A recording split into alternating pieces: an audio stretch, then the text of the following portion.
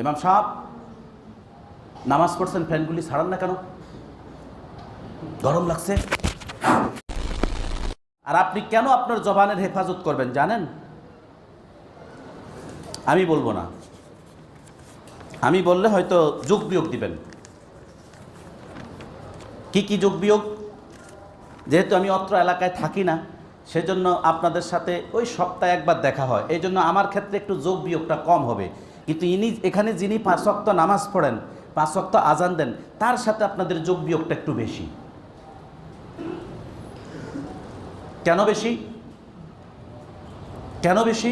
5 ওয়াক্ত নামাজে ওনার সাথে আপনার সম্পর্ক হয়, আপনি আসেন, আসার পরে আপনি মসজিদে হয়তোবা একটু দানটা বেশিই করছেন, হয়তোবা আপনার একটা অবদান আছে, হয়তোবা আপনি মসজিদের কোনো দায়িত্বশীল কেউ আছেন। ইমাম সাহেব নামাজ পড়ছেন, ফ্যানগুলি ছাড়ান না কেন? গরম লাগছে? গরম লাগছে? আল্লাহ আমাদেরকে হেফাজত করুন। আমি তো মনে করি ইমাম সাহেব না ছেড়ে একটা উপকার করে। 1 নম্বর, মসজিদের ফান্ডের টাকা বাঁচায়। 2 নম্বর, কেন বাঁচায়? কারণ অতিরিক্ত চালানো মানে হলো অপচয়, আর অতিরিক্ত চালানো মানে হলো 1 মিনিট 2 মিনিট 5 মিনিট চলবে, 5 মিনিটের বিল উঠে, নাকি? হ্যাঁ, অতএব এই ক্ষেত্রে এসে আমাদেরকে কেন আমাদের জবানের হেফাজত করতে হবে? আমি বলি নাই আল্লাহ রাব্বুল আলামিন কোরআনুল কারীমের সূরাতুল কফ, সূরাতুল কফ আয়াত নম্বর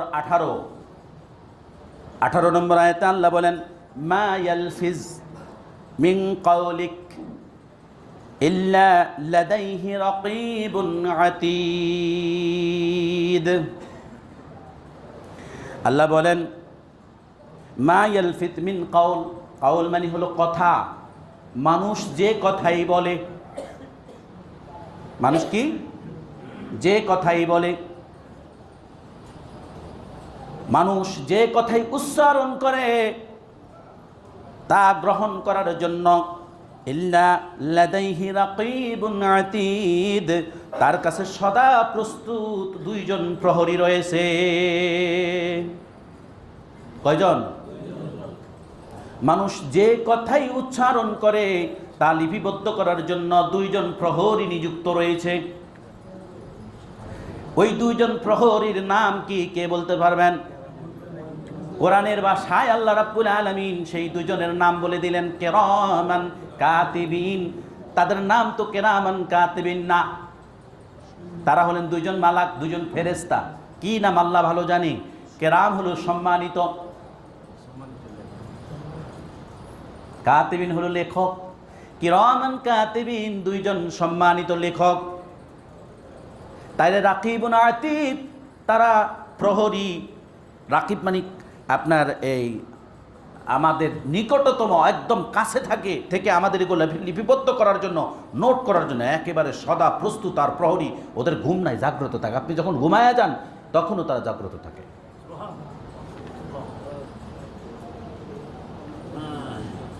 মুজাহিদ রাহিমাহুল্লাহ একজন তাফসীর কারক, ব্যাখ্যাকারক।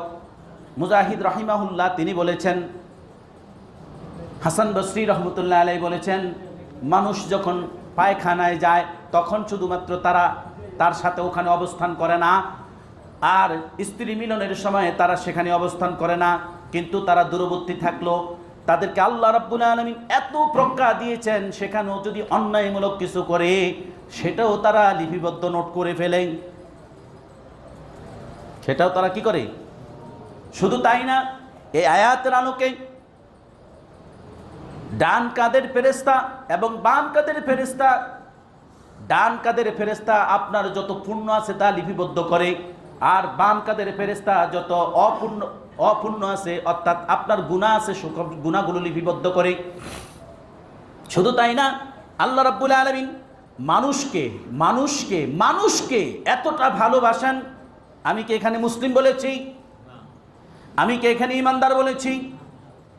আল্লাহ রাব্বুল আলামিন মানুষকে এত ভালোবাসেন যে মানুষকে ভালোবাসার কারণে আল্লাহ রাব্বুল আলামিন মানুষের নিয়ন্ত্রণের জন্য 2 জন ফেরেশতা যখন দিয়ে দিলেন, ডান কাঁধের ফেরেশতা যিনি পুণ্য লেখেন তার নিয়ন্ত্রণাধীন করে দিয়েছেন বাম কাঁধের ফেরেশতাকে।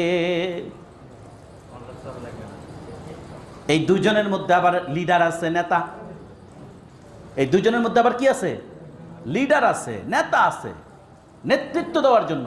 অতএব বাম কাদের ফেরেশতা কি লিখবে না লিখবে, লেখবে কি না, এটার পারমিশন নিবে পূর্ণ লেখা ফেরেশতার কাছ থেকে। বুঝে আসে?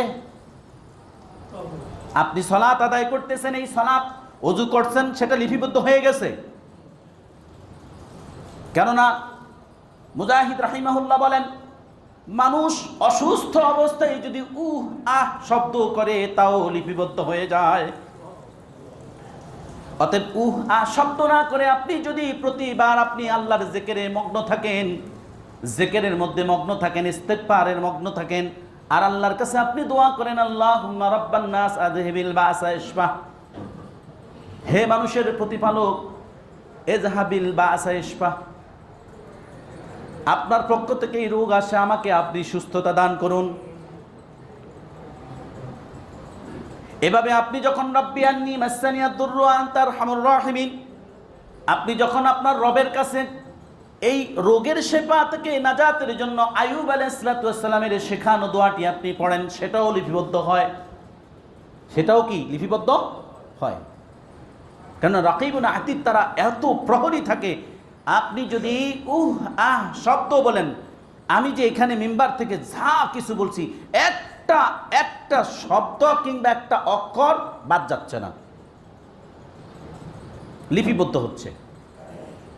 আর অপূর্ণ লেখা ফেরেশতা, অর্থাৎ গুনাহ লেখা ফেরেশতার ব্যাপারে, সে কোনো মানুষ যখন অপরাধ করে ফেলে, অপূর্ণ গুনাহ লেখা ফেরেশতা ডান কাদের ফেরেশতার কাছ থেকে পারমিশন নেয়, আমি কি লিখবো কিনা,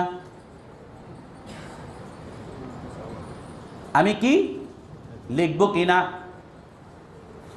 এই অবস্থায় ডান কাদের ফেরেশতা তাকে আদেশ করে একটি বিষয়, তুমি 60টি সময় পর্যন্ত, 60টি বিষয় 60টি সময় পর্যন্ত অপেক্ষা করো। কয়টা? 60টার 5টা তাফসিরে মাযহারিতে আসে না, 2টা আসছে। তন্মধ্যে 2টি বিষয় হয়তোবা আল্লাহর বান্দা আল্লাহর জিকিরে লিপ্ত হইতে পারে, আল্লাহর জিকিরে লিপ্ত হইতে পারে, অথবা আল্লাহর বান্দা আল্লাহর কাছে ক্ষমা প্রার্থনা করতে পারে। অতএব তুমি এখন লিপিবদ্ধ করো না, বারণ করে। আর যখন দিন শেষ হয়ে যায়, আপনি আল্লাহর জিকিরে মগ্ন হলেন না, সালাতের দিকে আসলেন না, ওযুর মধ্যেও গেলেন না, আল্লাহর কাছে ক্ষমা প্রার্থনা করলেন না, সর্বশেষ 2জন ফেরেশতাই আপনার উপরে নাখুশ হয়ে, গুনাহ লেখা ফেরেশতা আপনার গুনাহ যতটুকু করেছেন ততটুকু লিপিবদ্ধ করে চলে যায়। আর পূর্ণ লেখা প্রতিটি নেক আমলের আমল, ওই ফেরেশতাকে আল্লাহ তাআলা এত মর্যাদা, এত পাওয়ার দিয়েছেন, ওই ফেরেশতা প্রতিটা পুণ্যের বিনিময়ে 10 বৃদ্ধি করে আপনার আমল নামায় লিপিবদ্ধ করে চলে যায়।